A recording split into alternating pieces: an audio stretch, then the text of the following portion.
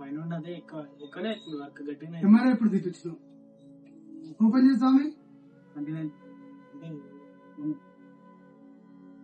Driving బాగా అయిందా?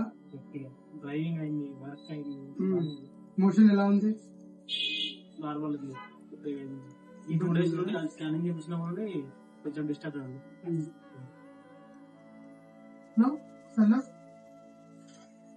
అక్కడ బ్యాక్ వెళ్ళు, ఇక్కడ తిరుగు ఇక్కడ తిరుగు స్వామి. అక్కడ వెళ్ళు జరా, 2 కాళ్ళు దగ్గర పెట్టుకో. పొంగు ఎంత వస్తుంది? తొంగు కాలు స్ట్రైట్ గా పెట్టావు కదా? ఓకే. ఎక్కడి నుండి వస్తుంది ప్రాబ్లం? ఇది మొన్న ఒక కార్ నడిపిన ఒక 300 kilometers నడిపిన. ఇప్పుడు ఎన్ని రోజులు అవుతుంది? ఓకే. ఎక్కడ వస్తుంది పెయిన్? నాకు తిరుగు. ఏమైనా బెల్ట్ పెట్టుకుంటానువా? బెల్ట్ ఏం లేదు. అంటే బెల్ట్ అంటే అది కాదు, నడుం బెల్ట్ ఏమైనా సపోర్ట్ గిట్ల ఏమైనా పెట్టుకున్నావా? ఎంఆర్ఐ తీపిస్తే ఏమన్నా డాక్టర్ ఏమన్నాడు? రిపోర్ట్ ఇచ్చిండా? L5 దగ్గర ఉంది, L3 లైట్ గా ఉంది, L3, L4, L5, S1 mild. ఈ మెయిన్ ప్రాసెస్ స్టార్టింగ్ స్టేజ్ ఉంది ఇది. డాక్టర్ ఏం చెప్పిండు? డాక్టర్ డైరెక్ట్ సర్జరీ అంటారు. సర్జరీ డైరెక్ట్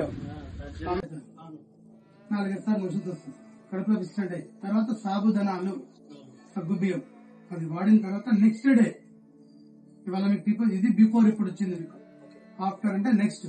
ఇవాళ ఇప్పుడున్నది సెట్టింగ్ అనగా రేపు మార్నింగ్ 7:30, 8 కల్లా రండి.